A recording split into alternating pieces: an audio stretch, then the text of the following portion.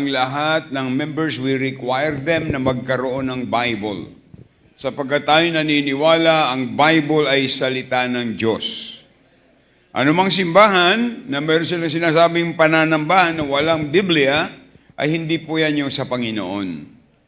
Kailangan meron tayong salita ng Diyos. Opo, at dito natin, ang Biblia ay siyang kumplitong kapahayagan ng Diyos sa bawat mananampalataya. Tayo po magsayang lahat at basahin po natin ang 17 chapters. 17 verses. Grabe yan, kung 17, maghapon yun. Babasahin ko po at para sundan niyo po sa inyong Biblia. Kayo ba ready na? Amen? Sabi ng Bible, "This know also that in the last days perilous times shall come. For men shall be lovers of their own selves, covetous, boasters, proud, blasphemers, disobedient to parents, unthankful, unholy, without natural affection, truce-breaker, false accuser, incontinent, fierce, despisers of those that are good." Read verse 4, go.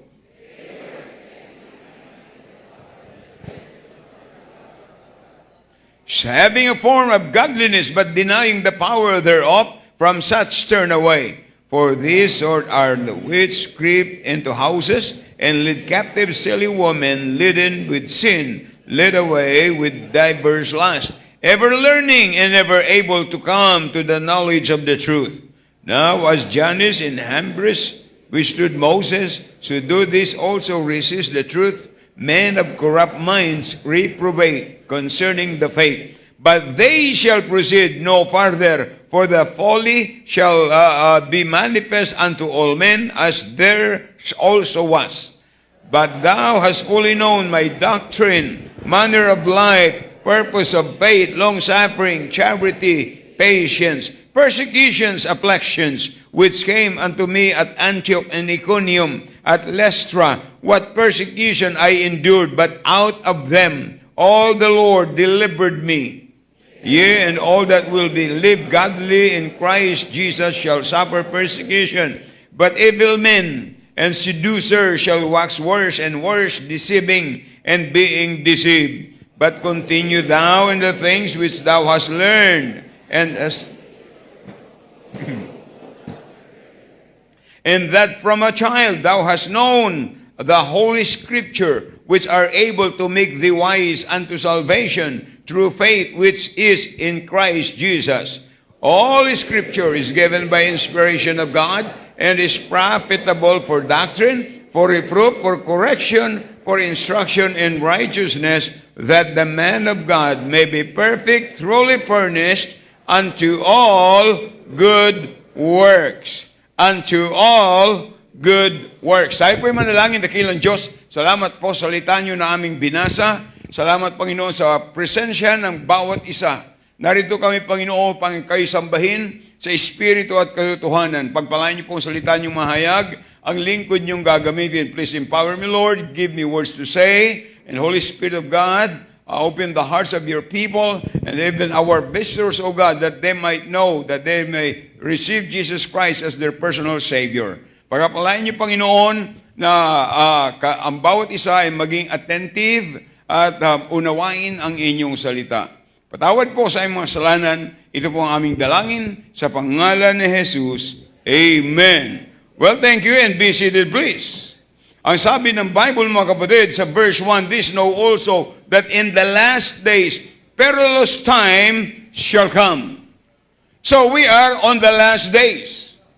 Nais ko pong sabihin sa inyo na napakalaki ng kaibahan ng lipunan ngayon kaysa 30 years ago or 20 years ago. Kakaiba ho ang mga pilosopiya ng tao ngayon kaysa mga nakaraang maraming taon. Pero salamat sa Diyos na mayroon tayong pwedeng pagbatayan ng ating buhay, the manual of life, which is the Word of God, the Bible, the King James Bible. At ang sabi ni Paul ay, we are on the last days, and perilous time shall come. Bakit? For, verse 2, for men shall be what? Lovers of their own selves, covetous, boaster, proud, blasphemers, disobedient to parents, unthankful, unholy, without natural affection, truce breaker, false accuser, incontinent, first despisers of those that are good, traitors, heady, high-minded, lovers of pleasure more than lovers of God. Yan sabi ng Bible, na sa ito ang mangyayari sa huling araw. Kaya ngayong umaga, ang ating pong pag-uusapan ay be furnished in these last days. Be furnished in these last days. Ibig sabihin, ito'y para sa mga mananampalataya. Sa mga taong nakatitiyak na ng langit. Pero kung mayroon ditong hindi pa nakakatiyak ng langit, ay kailangan nating matiyak. Sapagkat yan po, tandaan po natin, sabi ng Bible, as it is appointed unto men once to die. But after this, after death, that's the beginning of your eternity. Diyan magmumula ang iyong eternidad. Tandaan po natin, tayo ay binubuo ng tatlo. Meron tayong kaluluwa, meron tayong katawan, meron tayong espiritu. Pero kung hindi natin tiyak ang langit at hindi pa natin naranasang magsisi ng kasalanan at tumanggap kay Kristo, ang sabi ng Bible, we are spiritually dead. Kaya nung si Adan ay nagkasala sa Garden of Eden, ang sabi ng Bible, for the wages of sin is death. Kinain nila, nilabag nila ang utos ng Diyos, pero hindi po sila namatay physical. Buhay pa sila, nagkaanak sila. At actually, lahat tayo ay galing kay Adan. Sino dito ang hindi galing kay Adan? Baka hindi kayo galing kay Adan, hindi ko alam kung saan kayo galing. Lahat po ng mga tao sa buong mundo, doon nagmula. Pero sabi ng Bible, sila'y lumabag. Kaya sabi ng Biblia, sa magitan ng kasalanan ng isang tao, ang kamatayan ay pumasok sa sanglibutan sapagkat ang lahat ay nagkasala nga. Lahat po tayo ay makasalanan. At ang judgment ng Panginoon, tayong lahat ay pupunta sa impyerno. Kaya sabi ng Bible, there is a way that seemeth right unto man, but the end thereof is destruction. The wages of sin is death. When you die without Christ, you will go. You're going to spend your eternity in hell. Hell is true because it's in the Bible. Hell is real. Just like heaven is real and hell is real, there is no such purgatory in the Bible. Purgatory is a man-made teaching. But the Bible teaching, if you are not going to heaven, you are going to spend your eternity in hell. And the Bible says, there is fire in hell, and there is a worm diet not in hell. And you're going to spend your eternity right there. Until now, that rich man in Luke chapter 16, he is there suffering. And he's begging for Abraham, send Lazarus. To send Lazarus to because I have 5 brothers. I don't want them to come. Ayaw niyang mapunta sa impyerno yung kanyang mga kapatid. Sapat sa impyerno naghihirap siya. And listen to this. Hell is not a joke. Heaven is not a joke. You need to receive Christ by faith, trusting of what Christ done on the cross of Calvary, na siya'y nabayubay sa cross, nadanag ang kanyang dugo, dahilan ng iyo at ng aking kasalanan. Pero kung ikaw'y magsisisi, tatanggapin mo siya, na sabi ng Bible, whosoever shall call upon the name of the Lord. It's not the name of Mary, it's not the name of Peter, it's not the name of the church, it's not the name of the pastor, it's the name of Jesus Christ. Sapagat ang sabi ng Bible, walang ibang pangalan sa silong ng langit na sukat ikaligtas maliban sa Panginoon lamang. Yun lamang po ang daan patungo sa langit. Sabi ni Kristo, I am the way, the truth, and the life. No man cometh unto the Father but by me. But Christians, we are on the last days. Sabi ng Bible, we need to be furnished. Alam niyo, pagka ikay pumunta sa bahay, pag ba ikay uupa o mag-aaral ka ng bahay, ang tatanungin sa iyo ng owner, do you want that furnished? Ibig sabihin, kumplito. Mga Kristiyano, meron pa po tayong dapat gawin. I thank God that you are here. But if you are not serving God, your heart is not right with God. If you are not serving God, anong ibig sabihin ng furnace? Equip. Anong ibig sabihin ng furnace? Prepared. Ano ibig sabihin ng furnace? To be trained or empowered to do the will of God.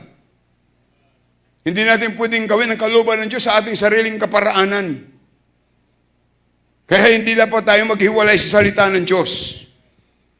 Are you listening? Tandaan po natin, sa text na binasa po natin, nakita natin na tayo po ay nasa huling araw. At ang concern ni Paul sa kanyang anak sa pananampalataya na si Timothy ay sinulat niya ang tekstong ito na nagsisilbing babala. Ang tinutukoy ni Pablo ay perilous time.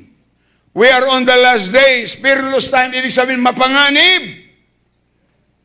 Kaya yung po sa 1 Timothy chapter 4, and verse 1, ang sabi ng Bible, now the Spirit speaketh expressly that in the latter times, some shall depart from the faith, giving heed to the seducing spirit and doctrine of devils.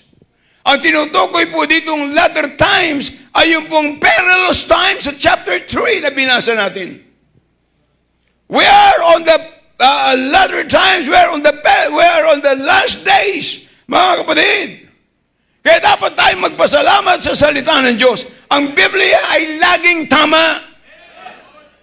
Laging tamang Bible. Tayo ang maraming mali. Tayo ang napalaging mali. Pero ang Bible ay tama. Salamat na mayroon tayong salita ng Diyos na nagtatama sa atin. At kung hindi ka magiging tama, talagang may tama ka.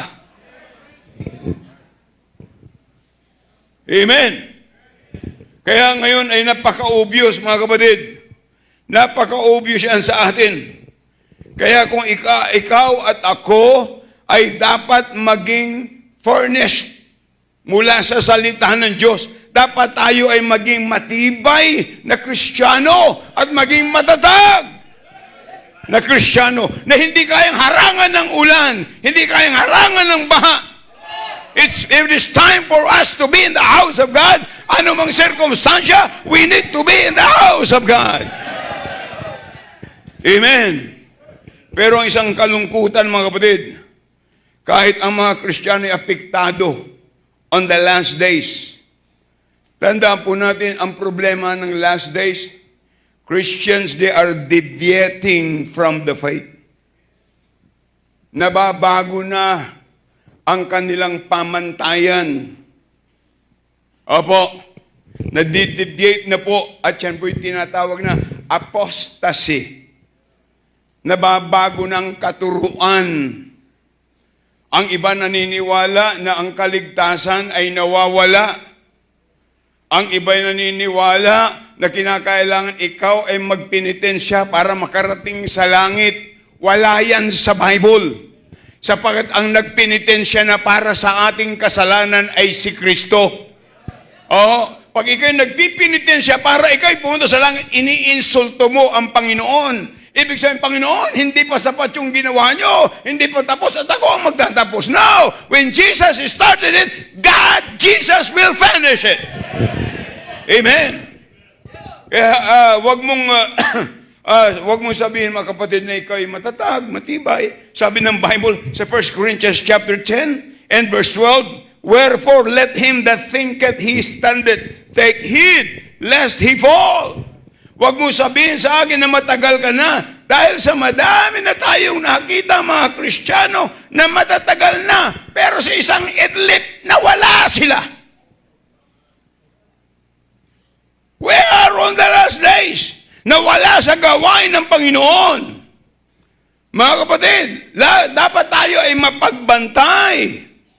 Dapat tayo ay mag-ingat. Sabi nga ni Pedro, 1 Peter 5, verse 8, be sober, be vigilant, because your adversary, the devil, as a roaring lion, walketh about, seeking whom he may devour. Yan ang trabaho ngayon sa huling araw, dinadaya ang mga Kristiyano, mga kapatid. Ito ang dahilan kung bakit maraming Kristiyano ay nagsimula sa tama, nagsimula na aktibo, nagsimula na on fire sa paglilingkod, pero isang idlap, ganon kadali, iniwan ang gawain ng Panginoon at yan ang panganib sa huling araw na ito. Dati on fire. Ngayon wala na. Dati ang sigla-sigla. Ngayon parang nawala na. Mga kapatid, sinasabi ng Biblia na dapat tayo ay maging mapagbantay. Kaya kailangan natin ng simbahan. Kailangan natin na mayroong magtuturo sa atin ng salita ng Diyos. Are you listening? Sa 2 Timothy chapter 3, tandaan po natin mga kapatid, sa 2 Timothy, makikita natin dito na maraming problema. Sa binasa natin, people listening to Satan, people lowering their standards, people living their scriptures, marami na nagbabago. Ibinaban ng standards. At alam nyo, sa Pastor's Fellowship no Thursday doon sa Quezon, from their mouth. Kasi last Thursday is an 8-year memorial death ni Pastor Porto. And Pastor Porto was the man God used to lead me to the Lord. At I was there. I preached about his legacy. Ano sabi nila ng mga pastors? Pastor, salamat sa Christian Bible Baptist Church na kayo ay hindi nagbabago ng doktrina at ng inyong pamantayan. Salamat sa Panginoon. Marami na ngayon nagbabago. Hindi na King James, kaya yung mga marinig nyo, pag ang gamit nyo ay King James at nagsasabi kayo, inspired yan, ay preserved yan, ay sa kulto. Yun ang kulto. Pero ang Biblia, hindi ang kulto. Yan ay final word of God. Amen? Kaya, nagiging mababaw na at masyado nang napakagaan na lang ang napakaraming bagay bunga ng mapanganib na panahon. Katulad yan, kaunting ulan lang, hindi nasisimba. Baka pala sabi, ay nako, baka uulan. Hindi na lang ako sisimba. Ay sigurado hindi ka sisimba, kasi baka pala hindi ka pa sisimba, hindi lalo na pagka-umulan. Nawaan nyo?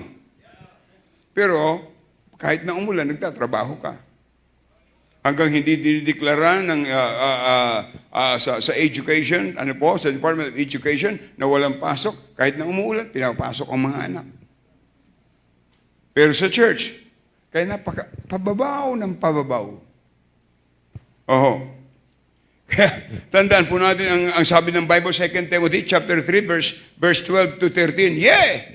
And all that will live godly in Christ Jesus shall suffer persecution. But evil men, seducers, shall wax worse and worse, deceiving and being deceived. Yan po ang nagiging kaganapan sa panahon natin ngayon. Mga nandaraya at nadadaya. Kaya dapat habang tumatagal tayo mga kapatid, tayo ay mas lumalago at mas tumitibay. Amen? Kaya sabi sa 2 Timothy chapter 3 verse 14 and 15, but continue thou in the things which thou hast learned and hast been assured of, knowing of whom thou hast learned them, and from the child thou hast known. Ito'y sinabi ni Pablo kay Timothy. Kasi si Timothy ay yung kanyang lola, yung kanyang nanay, pinalaki sila sa salita ng Diyos. Kaya mga magulang, napakahalaga na ang inyong mga anak o ang ating mga anak ay lumaki sa turo ng salita ng Diyos. Kaya sabi ng Bible, ang utos ng Diyos, turuan ang mga bata sa dapat nilang lakaran upang paglaki nila, huwag nilang hiwalayan. Maraming mga kabataan ngayon, rebelde sa magulang, ayaw sumunod sa teacher. Kaya makikita nyo, ang teacher, dati po, kami nung panahon namin, kami nakikinig sa teacher. Kami nakikinig sa teacher. Dala namin ang libro lagi. Kaya ang hirap, ang daming libro noon namin. Pagka sinabi, okay, open your book, itong babasahin natin ngayon. Pag wala kang dala, kukuhain ng libro sa isa. Ikaw, Lorena, wala kang dala, halika dito. Kukuha ng libro sa 3 estudyante, tapos papaiskutin ka. Oh, di matututo ka ng magdala. Ano kaya gawin natin sa mga members, ano? Yung walang dalang Bible, kunin natin yung Bible, ibigay pa iskwatin dito. Wala na sigurong sisimba. Ha? Ay kami ranasan namin. Pinadidipa pa kami. Tapos lalagyan ng libro. Pag ikay maingay. Pero ngayon 13 years old. Sinaksak ng 14 years old sa loob ng school. Iba na ngayon, mga kapatid. Iba na. We are in the last days. Mapanganib na. Dati, ang estudyante ang takot sa teacher. Ngayon, teacher na ang takot. Sa Davao, yung teacher na I think more than 50 years old, abay, binugbog ng 19 years old at dinala sa ICU hanggang namatay. Kailan nangyari yan? Nowadays!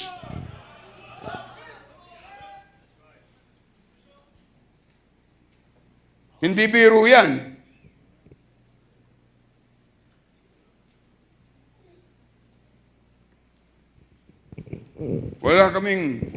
Hindi man lang. At pag kami pinaluno ng teacher, talagang, pag hindi ka tumino, isang hataw lang. No. Pero ngayon, hindi. Babantaan ka pa, iti-text pa yung teacher. Mag-ingat kasi, papatayin kita. Alam niyo talagang diablo, aktibo. Kaya kayong mga kabataan, lalaban kayo sa magulang nyo, sumpayan sa buhay nyo. At kung kayo mabubuhay ng mahaba, magkakaasawa kayo, at pagkas magkakaanak kayo, expect yung anak nyo, papatol yan sa'yo. Nasa Bible yan, mga kapatid. Pero itong si Timothy, palibasa na hubog mula sa nanay niya, sa lula niya, sa nanay niya. At tingnan niyo, na-train ni Paul. Meron tuloy siyang libro na sinulat, 1 and 2 Timothy. In-emphasize po dito ni Paul kay Timothy, verse 16, all Scripture is given by inspiration of God and is profitable for doctrine, for reproof, for correction, for instruction in righteousness, that the man of God may be perfect, thoroughly furnished unto all good works. The word furnished, it means mature. Ikaw ay maging mature at ikaw ay fully grown, lumago sa pananampalataya. 3 bagay lang po. Huwag po kayo mainip. 3 lang po ito. Tigil 1 oras ang isa. Apo. Dapat tayo ay furnished, number 1, in the Scripture. Dapat tayo, mga kapatid. Alam nyo, minsan, ipinagmamalaki ng iba na kung gaano na siya katagal na Kristiyano. Tagal na ako dyan sa church na yan. 26 years na ako. 30 years na ako. 29 years na ako. Ang tagal na ako dyan. Wala naman pong masama doon. Pero ang tanong, ang alam mo sa salita ng Diyos, kumusta naman? Maaaring matagal ka na, pero wala ka pang alam. Pero si Apostle Paul, ang sabi niya, he is a great example, mga kapatid, na kahit na matagal na siyang Kristiyano, na naglilingkod siya, pero ang desire niya ay to know Him more and more and more. Sabi ni Paul, I want to know Him more. Lord, I want to know You more. I want to know You more. And the only book that will tell you about Jesus is the Word of God. I want to know You more. Hindi humor, ha? Tandaan po natin, yun ang kanyang desire. Kaya kung gusto mong makilala si Kristo, ang kailangan natin salita ng Diyos. Sabi ng Bible, John chapter 5, verse 39, search the scripture, for in them ye think ye have eternal life, and they are they which testify of me. Wow, praise the Lord. Kaya kung gusto mong makilala ang tama, ang ating Panginoon Kristo, salita ng Diyos ang kailangan mo. Hindi mo siya makikilala sa Facebook o saan mang social media. Biblia ang kailangan natin para makilala natin siya. Are you listening? Kinakailangan tayo ay mag-furnish ng salita ng Panginoon. Yan ang ibinigay ni Apostle Paul. Kaya sa 2 Timothy chapter 3 and verse 16, all Scripture is given by inspiration of God. It is profitable for doctrine, for reproof, for correction, for instruction, that the man of God may be perfect, truly furnished unto all good works. Kaya nga bilang mangaral, ang sabi niya sa 2 Timothy chapter 4 and verse 1 and 2, I charge thee therefore before God in the Lord Jesus Christ, who shall judge the quick and the dead at his appearing in his kingdom. Preach the word. Be instant in season, out of season. Reprove, rebuke, exhort with all long-suffering and doctrine. Tandaan po natin mga kapatid, kaya i-appreciate natin mga kapatid, ang totoong Baptist, wala yang ipinangangaral, kundi salita ng Diyos. Yung totoong Baptist, we preach nothing but the Word of God, and we please no one but the Lord. Amen? Kaya, tandaan po natin, magpasalamat tayo na meron tayong salita ng Diyos. Tandaan po natin mga kapatid, hindi ka titibay sa mga mangangaral na binubula ka lang. Hindi ka titibay dyan. Bubulahin ka lang o patatawanin ka lang.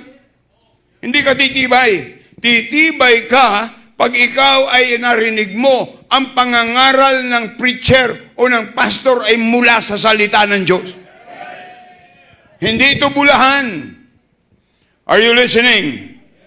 Kaya nga, ang sabi ng Bible, preach the word in season or out of season. Reprove.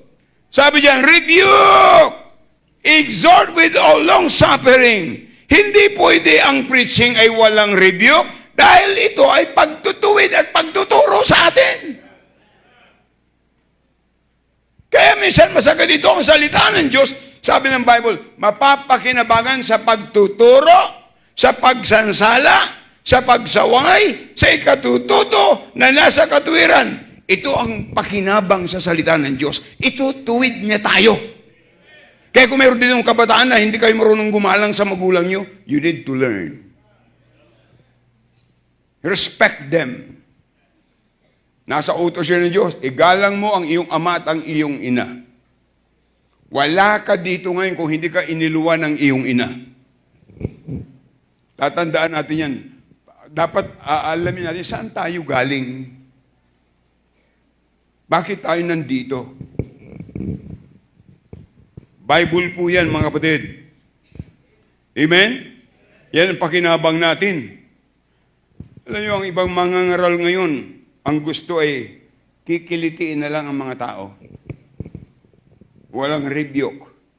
Kung yun ang gusto mo, hanapin mo yun.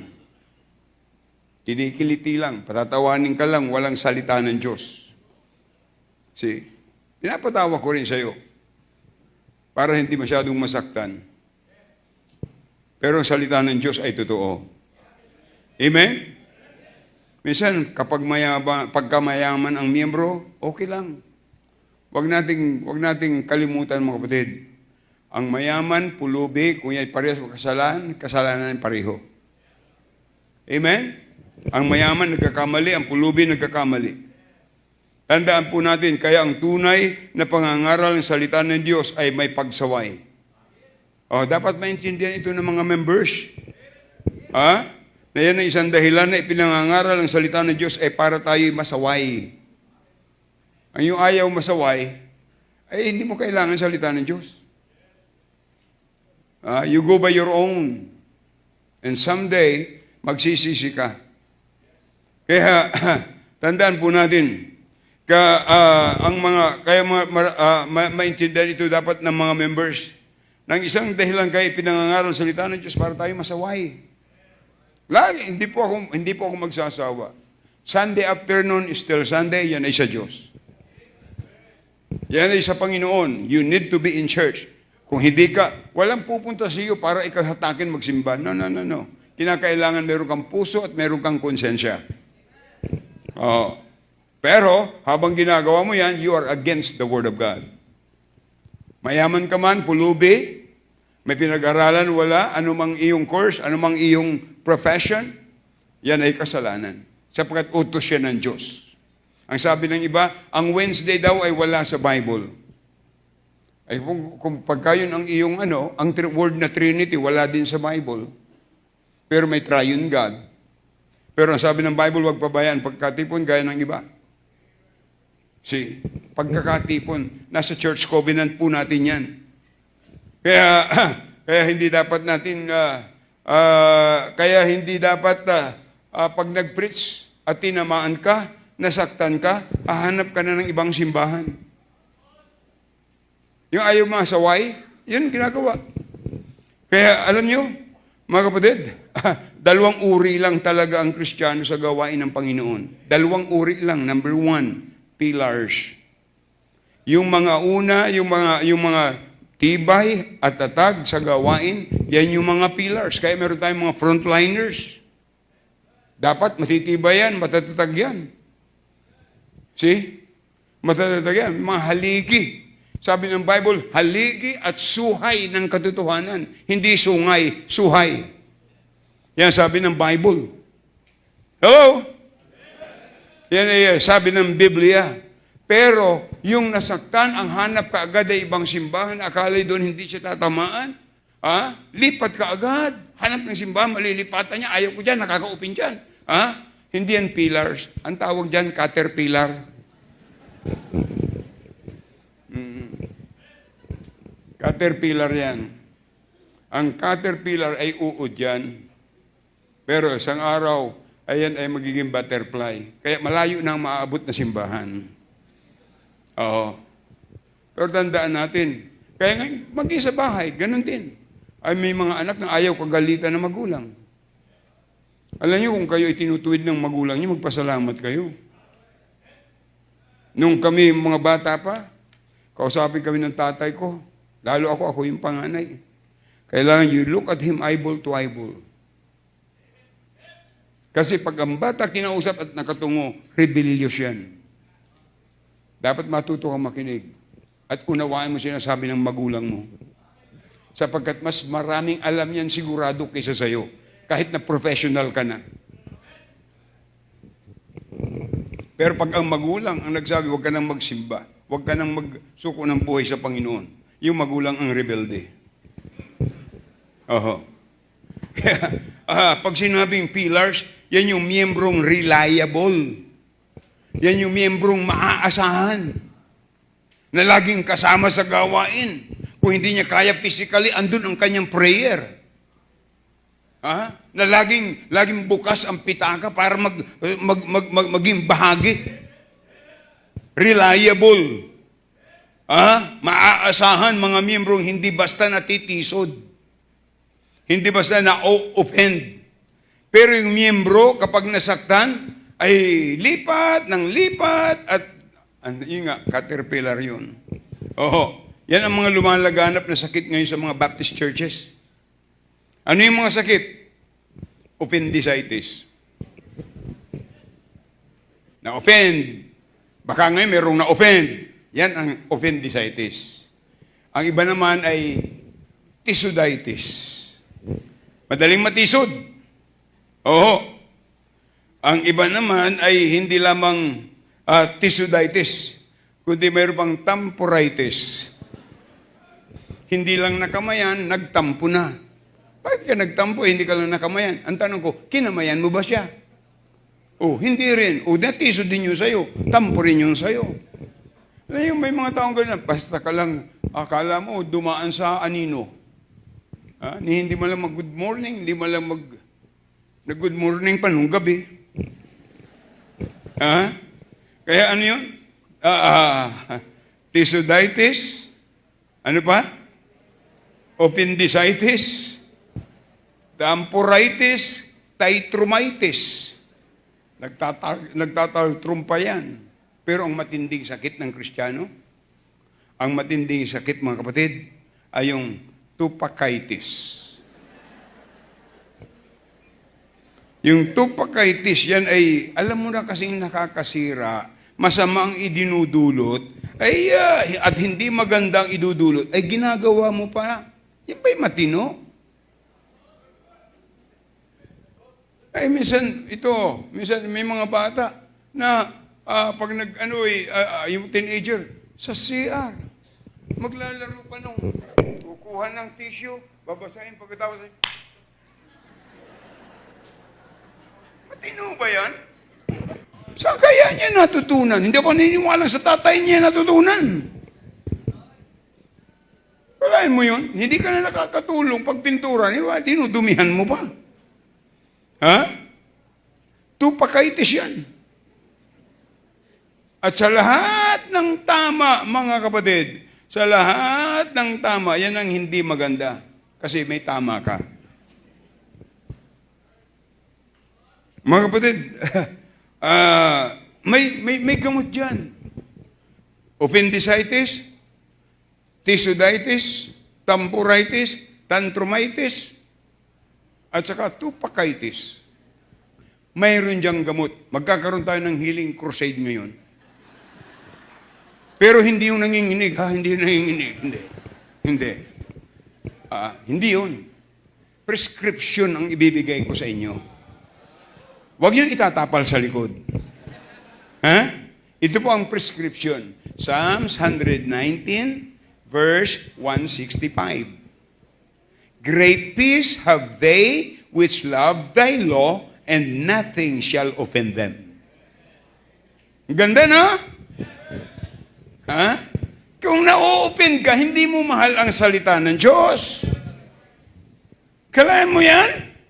Ang gandang resita yan. Dr. Ed. Amen. Approve yan ng congressman at saka ng senador. Kaya, yan ang ating healing crusade ngayon. Ha? So, kita mo, bakit madali kang ma-open? Ay, sobrang haba mo sa Facebook. Pero ang tanong, sa Bible, ang nakakalungkot pa, punta ng church, walang dalang Bible. Huwag kang listen to this, don't expect na lalago ka kung wala kang Bible. Saan ka nakakita ang pulis na walang baril?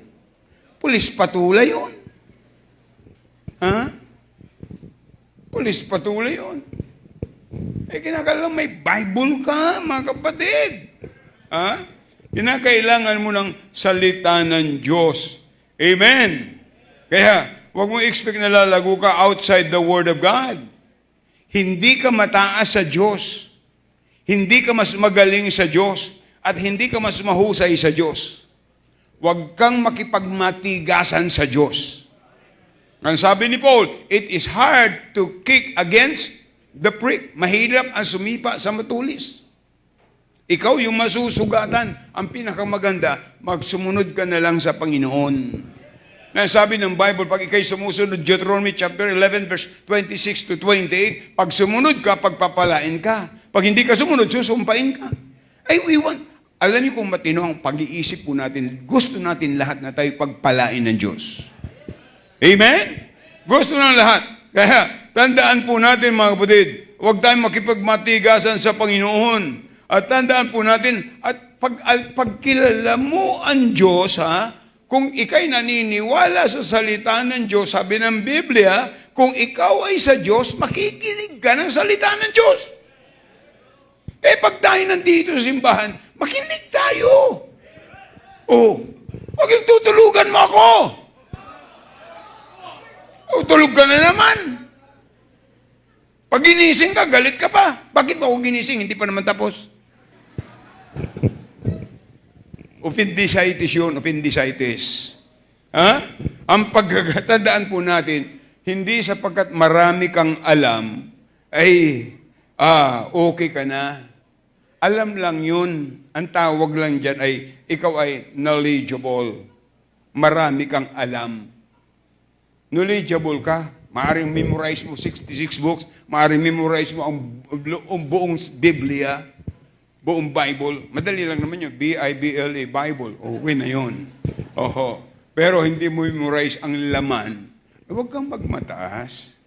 Kahit na marami ka ng alam. Oo. Huwag natin itaas sarili natin. Huwag sabihin, tumaas na ang theology ko. Baka naman tontology yun. Wisdom, tandaan natin, iba yung knowledge kaysa wisdom. Knowledge is what you know. But wisdom is the application of knowledge.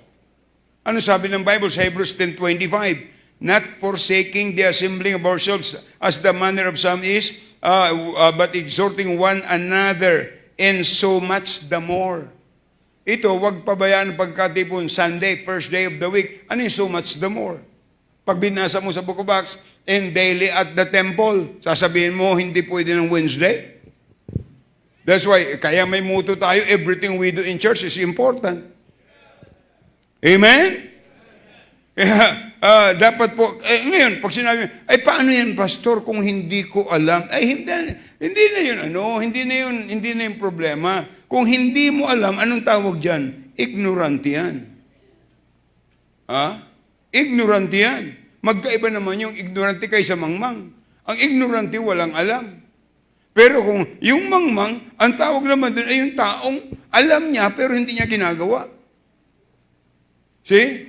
Hello? Tama? Oo. Tingnan nyo, kaya mahalaga, ang tawag dyan ay that's foolishness. If you know it and you don't do it, foolishness yun. See? Kailangan natin yung salita ng Diyos. Si Pope Paul VI, hindi ko ito malilimutan, narinig ko yan na sinabi niya. Nung siya nandito sa Pilipinas, ano sabi niya? Ignorance of the Bible, ignorant in the Bible means ignorance of Christ. Kung ignorante ka sa Biblia, ignorante ka kay Kristo. Galing po yan sa Papa. Pero wala silang dalang Bible. Kaya kailangan makita natin the importance na tayo po ay ma-furnish ng salita ng Diyos. Makinig to, don't miss this. Kailangan po maging attentive tayo sa salita ng Diyos. Ang may pakinig, sabi ng Bible, sa Revelation, ang may pakinig, makinig. Pag hindi tayo nakikinig, tayo pa tayo ng mga deaf. Kahit hindi sila nakakarinig, pero nakapakinig. Through sign language. Amen? We need to be attentive to the Word of God. We need to absorb the Word of God. Yun. See? Mamaya, may bang tatanong sa'yo, ano mensahe ni Pastor kanina? Nasa Bible yun. Alam naman nasa dictionary. Dapat meron tayong natututunan. We need to absorb the Word of God. We need to apply the Word of God. At kung ikaw ay Kristiyano, dapat may alam ka sa salita ng Diyos. Alam niyo mga kapatid, sabihin ko po sa inyo, hindi masama ang magkaroon ng Bible sa gadget o sa cellphone o sa iPad. Pero iba pa rin yung ikay nagbubuklat. Iba pa rin. Alam niyo, yan napapansin ko. Kaya gusto ko, pag ako'y mayroong iPad na ginagamit, natututo na ako unti-unti ho.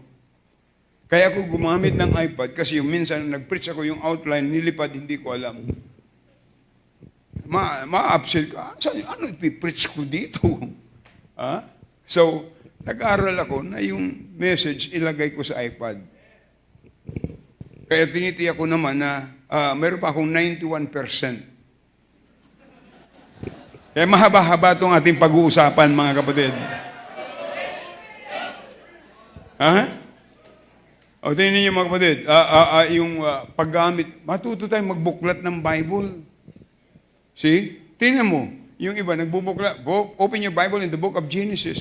Abay, sa gitna naghahanap. Dapat, hindi mo matatagpuan sa gitna. Nandun niya in the beginning. So, we need to furnish in our in the Scripture. Number 2, we need to furnish in our service. Sabi ng Bible, 2 Timothy chapter 2, verse 15, study to show thyself approved unto God, a workman that needeth to be ashamed, rightly dividing the word of truth.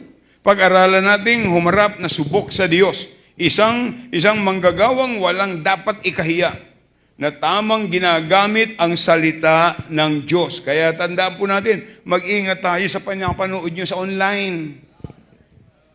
Mag-ingat po tayo. Wala namang masama, lalo na kung yung Baptist hour natin. Walang masama. Pero pagka yung iba na, may goodness. Tandaan po natin mga kapatid, as your pastor, I am responsible to God, your soul. About your soul. Ako magsusulit niyan.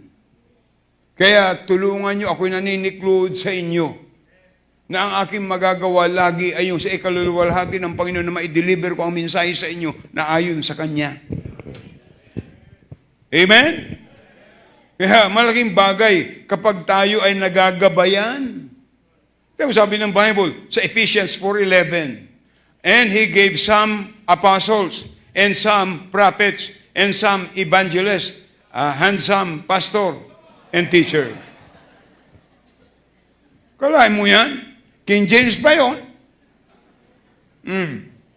Walang inilagay dyan na yung sa Facebook. No.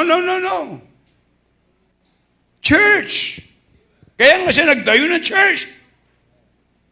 Yun ang sabi ng Biblia, mga kapatid. Kaya sabi ng Bible, and He gave some apostles and some pastors and preachers, ang sabi doon, for the perfecting of the saints, for the work of the ministry, for the edifying of the body of Christ. Kaya tayo po ay binigyan ng pastor para po tayo ay maging mature at magamit sa ministry. Tingnan nyo, kaya dapat maging mapanalanginin po tayo at mag-desire tayo na magkaroon ng ministry sa church. At siya po ang dahilan kaya meron tayong Ministry Involvement Conference. Sapagkat ang gusto ng Diyos, lahat ng kanyang mga anak ay may ministry sa church. Kung wala kang ministry, matuto kang mag-soul winning because soul winning is the main thing. Tingnan nyo mga kapatid. Tingnan nyo na lang itong ating mga, kung magkakaroon tayo ng Ministry Involvement Conference, dapat nandun po kayo. Mahalaga po yan mga kapatid. Kaya doon nagkakaroon ng higit na saysay at saya ang buhay Kristiyano pag mayroon kang ministry. Kaya mahalin mo yung kinuha mong ministry sa Panginoon na sabi mo, diyan ka tinawag. Ano mang talent mo, spiritual gift mo, kapatid, yan ay binigay sa iyo ng Diyos para magamit mo. Pero huwag kang matayog, huwag kang mapagmataas, huwag kang mayabang. Hindi tayo binigyan ng Panginoon ng ministry para magyabang. The more God uses you, the more you need to stay humble. Amen? Ano sabi ng Bible? Sa James chapter 4, verse 6, God resisteth the proud, but giveth grace unto the humble. So if you want to be used of God, stay humble. Hindi ba masaya na nasa church ka at mayroon kang ministry? Tingnan mo itong mga ushers natin. 7 o'clock, nandyan na yan. Nandyan na yan, masaya yung mga yan. Sabi ko sa kanila, at tinuturo ko sa kanila, kayo ang unang nakikita ng mga tao. Kaya dapat marunong kapag-aralan mo sa salamin kung paano kang umiti. Dapat pag nakita, salamat po, thank you po, God bless po, thank you, welcome po. Dapat ganun. Kasi meron mga ngiting parang ngiting aso eh. Parang kakagat ka. O lalo kung yung usher na yun, nag-away sila mag-asawa. At nung makita niya isang babae palapit sa kanya, akala niya asawa niya, kinagalitan pa.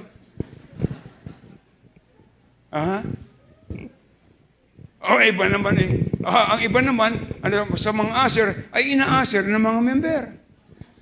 Sabi ng member, ay, nandito ka pala. Mabuti naman nakarating ka. Kasi late yung usher. Mga kapatid, gawin natin the best ang para sa Panginoon. Are you listening?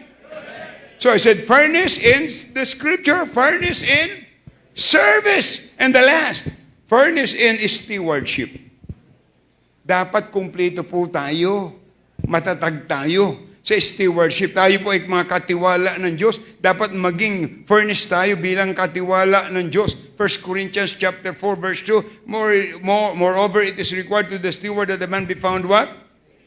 Faithful. Maging tapat tayo sa ipinagkatiwala niya sa atin. Pinagkatiwalaan niya tayo ng boses. Kayo mga choir members, pinagkatiwalaan kayo ng boses, gamitin niyo sa gawain ng Panginoon. Pag kumanta-kanta, kahit na hindi tayo choir member, pag congregational singing, give your voice, the top of your voice. How great thou art! How great thou art! Maraming salamat po. Thank you po. Thank you po sa love gift. Dapat magamit natin yan sa Panginoon. Naalala ko na sa Bible College kami, sabi ng teacher namin, okay naman nakasali, yung mga classmate ko, okay naman nakasali ka dyan para maraming choir member. Kasali ka dyan, huwag lang kayo masyadong iimik. Kasi yung boses niya, palaban. Pero kung binigyan ka ng Diyos ng boses, use it for the glory of God. Amen? Nung kami nasa training sa high school ng officer, kailangan ito maipasok mo yan sa bibig mo. Kaya hindi pwedeng pakipot ka dun. Kasya. Di ba? Yung isa naman, BYD yun, BYD. Okay, now. Okay. So, dapat mapagkatiwalaan tayo ng Panginoon. Napakalaking bagay kung mapagkatiwalaan ka ng Diyos sa ministry. Sunday school teacher, tamo yung mga bata. Tamo yung mga nasa nursery. Mayroon dong monitor. Pero binabantay na yung anak nyo. Yung mga nanay nandito, tulog.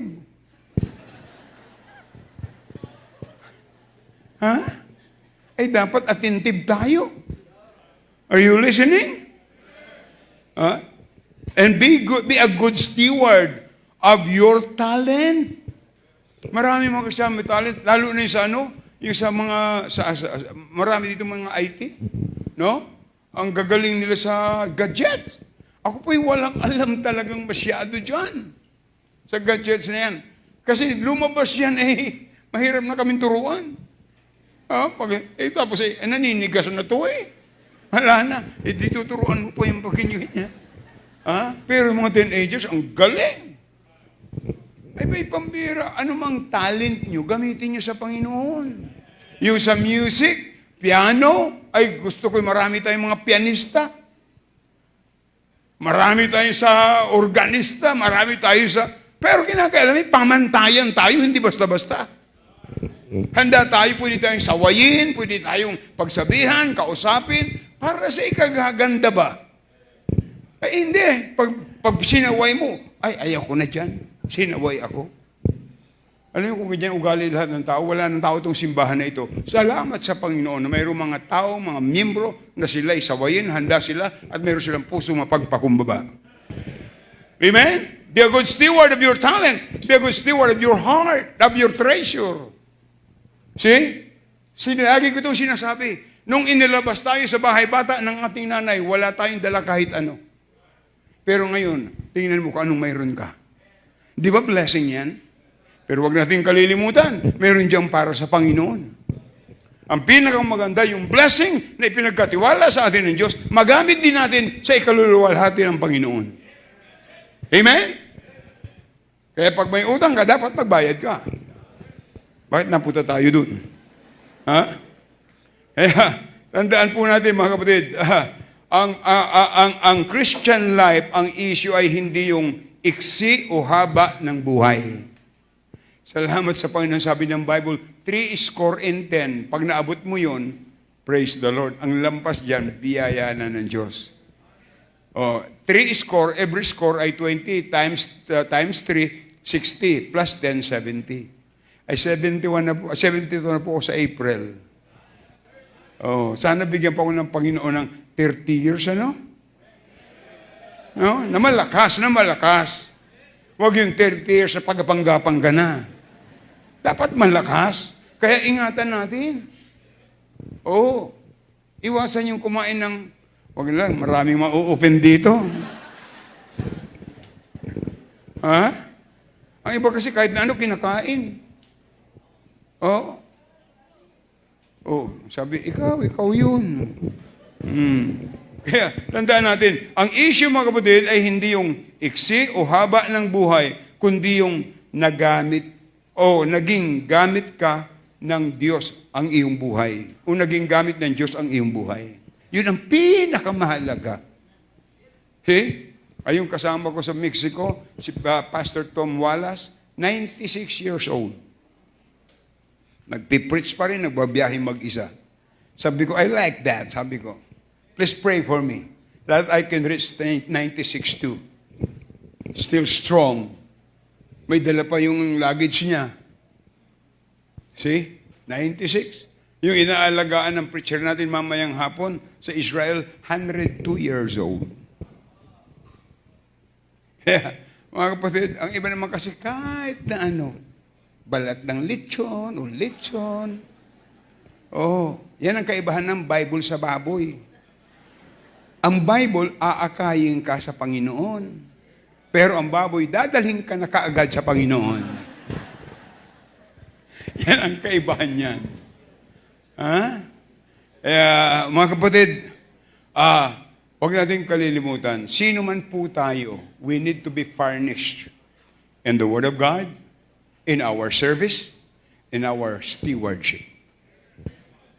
Sa mga bisita po namin, kung kayo hindi pa nakatiyak ng langit, mayroon pong makikipag-usap sa inyo. Bayaan yung ibahagi po sa inyo ang salita ng Diyos. Tayo po'y magstaying lahat. Sumama po kayo sa maglilid po sa inyo. Sige po. Sige po. Sige po. Amen. Amen. Praise the Lord.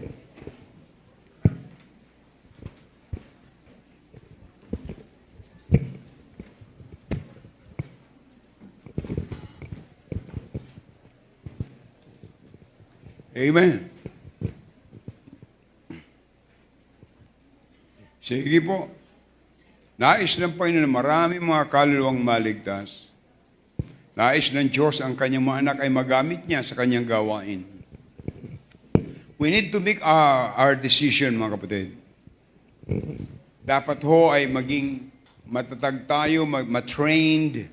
Dapat po tayo po ay ma-equip. Dapat po ay tayo ay ma-furnished ng salita ng Diyos sa ating paglilingkod at sa atin pong pagiging katiwala. Dapat matuto po tayo maging faithful